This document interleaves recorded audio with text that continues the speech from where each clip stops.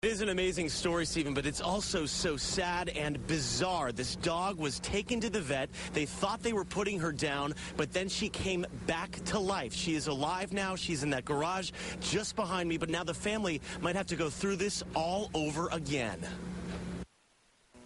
I watched her basically die in front of my eyes, at least I thought she was, and now I got to go through it again. I mean, come on, man. Matt Olivarez had to do what every animal owner dreads. He had to put his dog to sleep. She's obviously in a lot of pain. If you sit next to her, you hear her whining a lot, This is Matt's dog, Mia. The 10-year-old Rottweiler can barely get up because of spinal problems. This past weekend, Matt and his vet decided it was time to put Mia down. She's suffering, you know what I mean? So I took her to go see what's wrong with her, and the vet suggested she be put to sleep.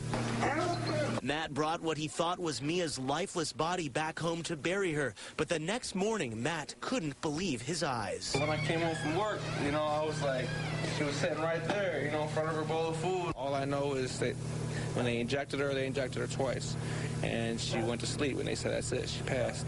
They gave me a blanket, wrapped her up, I took her home, and I wanted to figure out what I wanted to do with her. And the next morning I came back, she was wide awake. And now Matt is faced with an awful decision. Does he take Mia back to the vet and watch his dog go down again? What if I would have buried my dog alive? What if I had cremated? She would have got burned alive. That's animal cruelty. Like all type of stuff. Like I explain that to my kids. How am I gonna explain to my kids? I gotta kill Mia twice. I gotta kill her again. Like my kids are 8 and 9 years old. I mean, she's a family dog. And Mia is back, as I said, in that garage resting. She has a hard time with visitors. She gets pretty upset when people are around her because she can't move. She looks like she's trying to get up. We did contact the veterinarian's office where this procedure was performed. They said they would not offer any statement at this time. They said they wanted to verify that it was, in fact, Mia that was brought to the veterinary clinic. I did speak with a woman on the phone who said in her 26 years in the office, she's never seen anything like this before. So a very sad story for this family having to go through this twice. Reporting live in Redford, I'm Tom Waite, Channel 7 Action News. Dinah, back to you.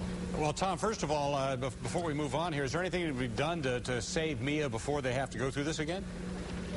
Well, the only surgery that could be done now is a spinal surgery. It's experimental. It's very costly, and the family that lives in this house is already going through some financial issues. They can't afford to pay for that. And even if it were successful, it would take an extreme amount of care to make sure that the animal was recovering afterward. And there's no sure thing with this. It may not even work. Back to you. All right, Tom, thank you for the live report. We'll keep following the story.